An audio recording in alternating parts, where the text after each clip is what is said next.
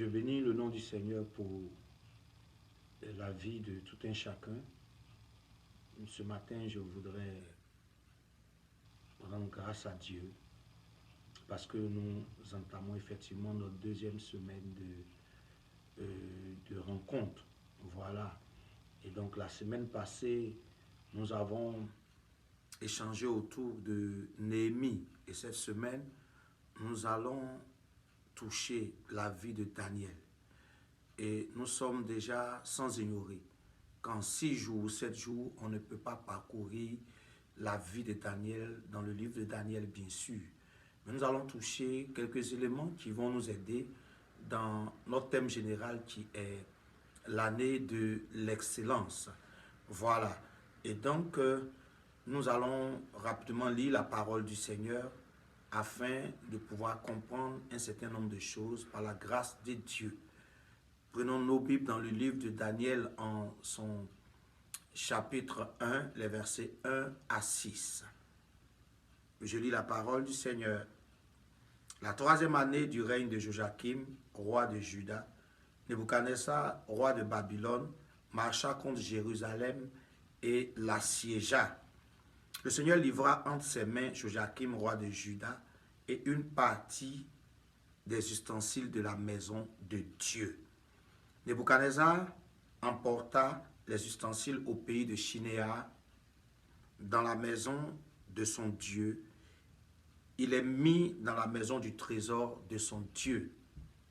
Le roi donna l'ordre à Ashpenaz, chef de ses eunuques, d'amener quelques-uns des enfants d'Israël de race royale ou de famille noble, de jeunes garçons sans défaut corporel, beaux de figure, doués de sagesse, d'intelligence et d'instruction, capables de servir dans le palais du roi et à qui l'on enseignerait les lettres et la langue des Chaldéens. Le roi leur assigna pour chaque jour une portion des mets de sa table et du vin dont il buvait, voulant les élever pendant 3 années, au bout desquelles ils seraient au service du roi. Il y avait parmi eux, d'entre les enfants de Juda, Daniel, Anania, Michaël et Azaria. Parole de l'Éternel. Bien-aimés, voilà que le peuple d'Israël pêche, le peuple d'Israël se rébelle contre son Dieu. À partir de ce moment, Dieu admet que ce peuple-là soit vaincu par une autre nation. Et donc là, nous avons cette nation-là de Babylone avec à la tête le roi Nebuchadnezzar qui va se lever contre Jérusalem et va assiéger Jérusalem, donc va vaincre Jérusalem. Il va récupérer une partie des ustensiles, il va aussi faire des captifs. Et quand il va finir de rassembler et réunir toutes ces personnes sous son contrôle, le roi va avoir une idée. Ce qui va être le thème de notre entretien ce jour, l'investissement. L'investissement. Si tu veux dominer, tu veux continuer de dominer, tu veux avancer, tu veux progresser, il y a un élément essentiel que tu ne dois pas ignorer, c'est que tu dois investir ou t'investir en quelque chose. Alors, il finit d'avoir, on va dire des esclaves, il finit d'avoir un certain nombre de choses, mais il veut renforcer et fortifier son trône. Alors, il décide d'avoir des personnes excellentes qu'il va former, dans lesquelles il va s'investir afin que ces personnes-là puissent être à son service demain. Ce que nous devons comprendre déjà, c'est que Nebuchadnezzar savait que si l'Éternel n'avait pas livré Israël, il n'allait pas avoir cette opportunité-là de vaincre Israël. Donc, il n'a pas vaincu Israël parce que Israël était faible, mais il avait vaincu Israël parce que Israël avait péché contre son Dieu et donc son Dieu l'a livré entre ses mains. Alors, il va se dire, mais ce peuple puissant, ce peuple capable, ce peuple important, ce peuple qui fait trembler toutes les autres nations, aujourd'hui ce peuple est à ma merci. Je ne vais pas seulement chercher à l'engloutir, mais je vais chercher à profiter de ce peuple-là afin que mon règne puisse demeurer. Je vais chercher à tirer des choses essentielles de ce peuple-là afin de pouvoir réellement avancer et évoluer. Alors, le chef des eunuques va choisir, selon son critère, un certain nombre de personnes. Mais quand nous lisons, on se rend compte clairement qu'il ne va pas prendre tout le monde dans le peuple. Des personnes spécifiques. Des personnes de race royale ou de famille noble, des jeunes garçons sans défaut corporel, des personnes remplies de sagesse, des personnes ayant la capacité de servir le roi. Et donc, il décide alors, premièrement, de leur donner une portion de la nourriture qui vient de sa table, et ensuite, il prend sur lui de s'investir en eux pour qu'ils soient enseignés pendant 3 années, afin qu'ils soient utiles pour la table du roi.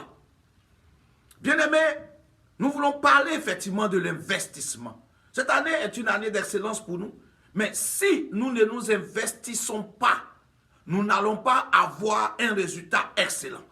Et quand nous parlons d'investissement, nous sommes en train de parler de plusieurs éléments en même temps. Il faudrait que tu t'investisses sur le plan spirituel, tu t'investisses sur le plan matériel, tu t'investisses sur le plan intellectuel, tu t'investisses à tous les niveaux essentiels afin qu'un résultat véritable te soit donné à la fin de cette année. Qu'est-ce que l'investissement spirituel? L'investissement spirituel, c'est le fait de pouvoir être plus engagé dans les choses de Dieu.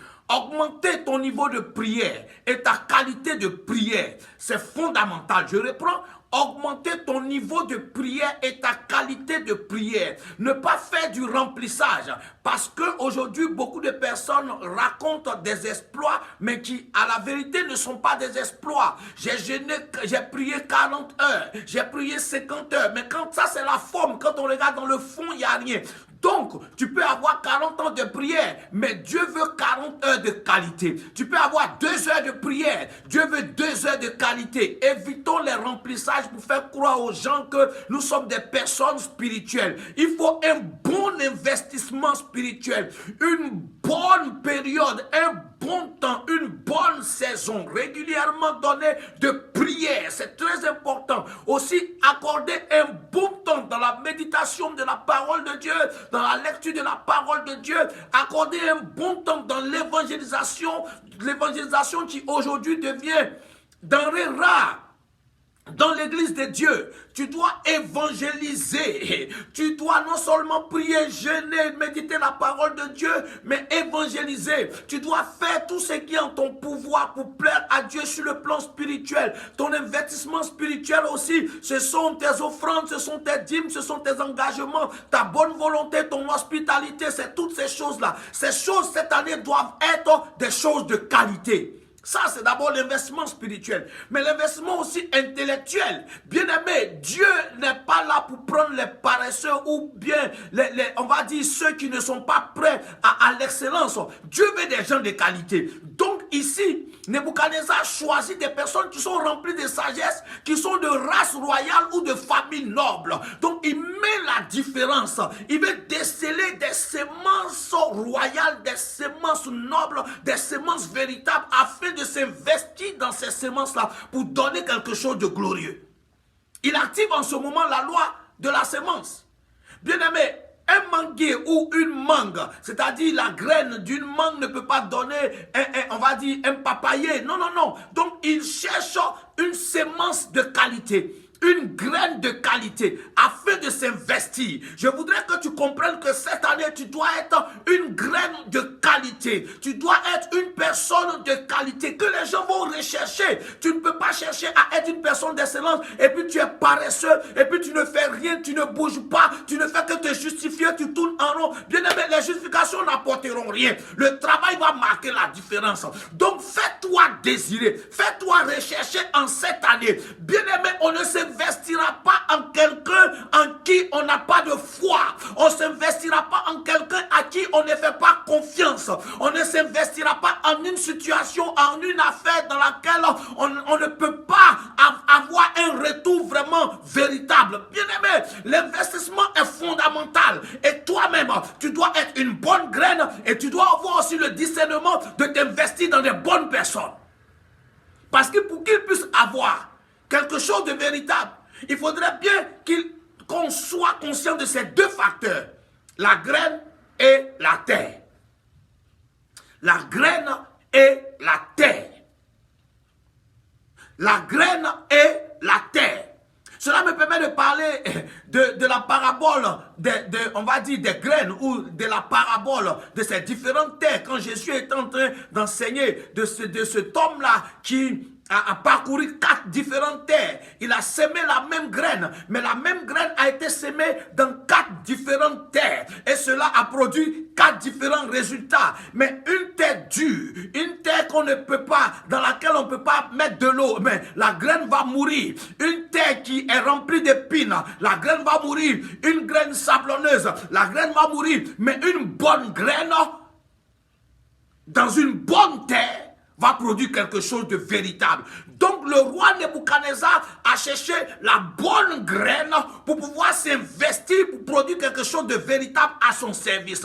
Bien aimé, donc sur le plan intellectuel, tu dois être une personne qui te bat, qui se bat pour pouvoir faire de sortir quelque chose de merveilleux. Sur le plan spirituel, tu dois te battre pour être excellent et pour marquer la différence. À tous les niveaux, tu dois te battre pour être une bonne graine. On ne cherche que les gens qui sont importants. On ne s'investit que dans de bonnes choses. Si tu passes ton temps à te justifier sans te battre pour être une bonne graine ou une bonne terre, rien n'arrivera. Quelqu'un peut avoir une bonne graine ou être une bonne graine. Mais si toi tu n'es pas une bonne terre, il n'aura pas de résultat. Quelqu'un peut être une bonne terre aussi. Mais si toi tu n'es pas une bonne graine, rien n'arrivera. Donc nous sommes dans cette année-là où nous devons être ce que Dieu veut. À l'image de Daniel et de ses frères, ils étaient de Juda. Bien aimés, ils étaient donc de cette tribu-là qui donnait des rois et qui devait donner des rois selon Genèse 49. Donc écoutez-moi très bien. Le diable ne prend pas n'importe qui ou n'attaque pas n'importe qui. Beaucoup se plaignent, mais si tu es paresseux, le diable s'en fout de toi. Si tu es un plaignant matin, midi, soir, le diable s'en fout de toi. Le diable cherche des personnes et des choses de qualité. Et donc quand il a eu Israël, il n'a pas joué avec Israël. À ce niveau-là, je me rappelle d'une histoire. Une dame chrétienne engagée avec son Dieu. Et cette dame-là était vraiment dévouée et intègre. Comptable dans une structure. Oh, les points étaient excellents, merveilleux. Son patron reconnaissait que la présence de cette dame chrétienne marquait la différence. Donc, qu'est-ce qu'il va faire? Il va lui reconnaître qu'elle marque la différence, mais lui, il va plutôt chercher à coucher avec elle. Mais si elle marque la différence, donne-lui ce qu'elle mérite. Il dit non, que lui n'est pas prêt pour lui donner ce qu'elle mérite parce qu'il sent beaucoup de qualité en elle. Donc vraiment, il voudrait coucher avec elle. Elle dit, mais tu sais que je suis marié. Il dit, mais ça fait rien. Tu penses que les femmes mariées qui se donnent là, c'est parce qu'elles ont envie de se donner. Ce sont les circonstances qui font. Elle a maintenu son intégrité et puis elle a quitté ce monsieur. Écoutez-moi très bien. Tu es dans la ligne de mire du diable en tant qu'enfant de Dieu. Pas parce que tu es beau ou bien. Non, non, non. Parce que tu détiens une sémence extraordinaire. Et cette année, je voudrais te permettre de comprendre que toutes les attaques que tu recevras ou tu reçois ne sont pas dues au fait que Dieu n'est pas avec toi. L'ennemi va continuer de t'attaquer. Mais ne perds pas de vue que que c'est parce que tu es une personne excellente, une personne de prix, une personne de qualité que l'ennemi est sur toi. Mais dans toutes ces choses, n'oublie jamais aussi que tu es plus que vainqueur et que tu dois continuer à marcher, à vivre comme Dieu le demande pour sa gloire.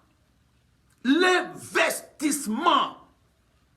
Si le diable lui-même veut s'investir dans des bonnes choses, et toi le chrétien, Daniel était digne. Azaria était digne.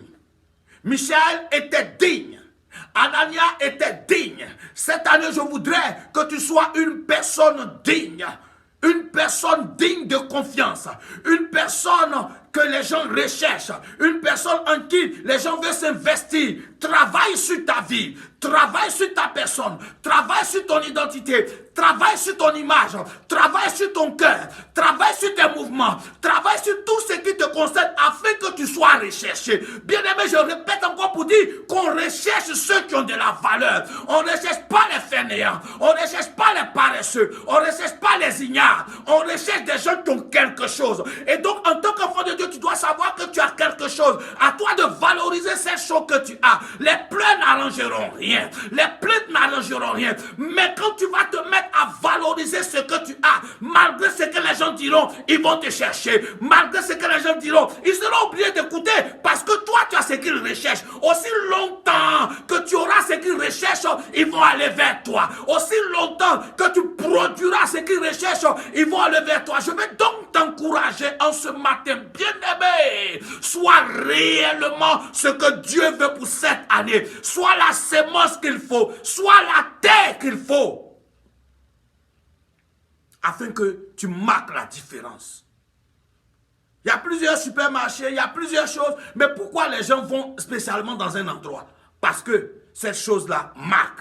Parce que cet homme-là marque. Bats-toi pour être une personne excellente. Bats-toi. Ne dors pas, paye le prix. Pour que ce sang royal qui est en toi puisse marquer la différence, quel que soit le lieu où tu te trouverais. Vraiment, je voudrais insister sur ce point-là aujourd'hui, c'est l'investissement. Dans cette année d'excellence, sois une personne que les gens recherchent. Si tu te bats à être la personne que les gens recherchent, automatiquement les portes te seront ouvertes. Oui, c'est vrai, nous prions, mais bats-toi. Et les qualités, étudie, bats-toi, paye le prix, acquiert de l'expérience pour être la personne qu'il faut pour la gloire de Dieu. Dans le domaine de l'agriculture, bats-toi. Dans le domaine, je ne sais quoi, de l'informatique, bats-toi. Dans tous les domaines dans lesquels tu te trouves, bats-toi pour être la personne excellente. Pour marquer la différence. Donc voilà, en quelques minutes, ce que je voudrais partager avec nous. Et nous allons prier en 2 ou 3 minutes par rapport à ce sujet. Parce que ce sujet, il est fondamental et il est unique. L'excellence. L'excellence nous conduit à un investissement et à un bon investissement. Il faudrait bien que tu saches comment t'investir dans ton temps. Il faudrait bien que tu saches comment t'investir dans tes études. Il faudrait bien que tu saches comment t'investir spirituellement, matériellement, financièrement. Il faudrait que tu aies cette sagesse-là de la part du Seigneur afin que tu ne t'investisses pas en vain. Tu ne dois pas couler, mais tu dois avancer. Tu ne dois pas couler, mais tu dois évoluer. Tu ne dois pas couler, mais tu dois progresser. Puisse Dieu ouvrir ton esprit, te donner la sagesse et l'intelligence appropriée de pouvoir être non seulement un bon investissement, mais de pouvoir t'investir là où il faut. Voici les 2 éléments que je fais ressortir. Donc j'ai 2 points de sujet en ce jour-là. Prions maintenant pour le premier point, que toi, tu sois la personne que les gens recherchent. Toi, tu sois la personne que les gens veulent. Tu sois la personne que les gens désirent. Parce que si tu es la personne que les gens veulent, que les gens recherchent et les gens désirent, alors les portes te seront ouvertes. Prions le Seigneur. Père, je prie. Permets à ce qu'en cette année, nous soyons les personnes qu'il faut. Nous marquions la différence. Lorsque nous déposons un dossier, que ce dossier marque la différence dans la forme comme dans le fond, au nom de Jésus-Christ de Nazareth. Quel que soit le lieu où nous allons trouver, que nous marquions la différence au nom de Jésus-Christ de Nazareth. Éternel, recommande-nous par la faveur divine, partout où nous allons passer, dans la puissance de ton nom. Je crois que nous sommes une sémence royale, une race royale, un sacerdoce particulier, excellent, Lord éternel. Nous avons besoin que tu agisses dans nos vies. Donne-nous les qualités qu'il faut et donne-nous de prouver les qualités qu'il faut partout où nous passons. Que ta grâce sur nous marque la différence. Ils ont cherché beaucoup de personnes parmi ce peuple qui était en captivité, mais ils ont pu recueillir Daniel, ils ont pu recueillir Azaria, Anania, Michaël, de famille noble ou de race royale. Et ces 4 enfants-là venaient de Juda, éternel des armées. Nous aussi, nous sommes de Juda. Parce que Jésus, tu es de Juda. Et tu es le lion de la tribu de Juda. Donc, Père, permets que cette grâce et cette qualité qui s'est retrouvée en Daniel, en Azaria, Michaël et Anania se retrouvent en nous. Quand nous partons pour un boulot, que nous marquons la différence. Quand nous partons pour telle épreuve, que nous marquons la différence, afin que la gloire et l'honneur te reviennent au nom de Jésus-Christ de Nazareth. Amen. Le deuxième sujet, c'est Père, lorsque des gens vont nous rencontrer, que leur vie change. Le premier sujet, c'est nous qui partons. Le deuxième sujet, quand ils vont nous rencontrer, que leur vie change positivement. Père, permet que la vie de toute personne qui sera en contact avec moi change positivement. Dans le nom de Jésus-Christ de Nazareth. Change positivement. Je déclare que je suis une bonne terre. Une terre pleine d'engrais. Par la grâce et la puissance du Dieu vivant. Toute personne qui s'investit en moi voit des résultats merveilleux et glorieux. Toute personne qui rentre en contact avec moi voit des choses excellentes se manifester. Éternel, que tout ce qui est bon en moi, lorsque des gens vont rentrer en contact avec moi, soit vraiment manifesté de façon spéciale et pratique afin que la gloire te revienne. Merci Père de le permettre. Sois béni et sois exalté parce que tu me permets de marquer la différence. Soit que je rentre en contact avec les gens ou soit que les gens rentrent en contact avec moi. Au nom de Jésus. Amen.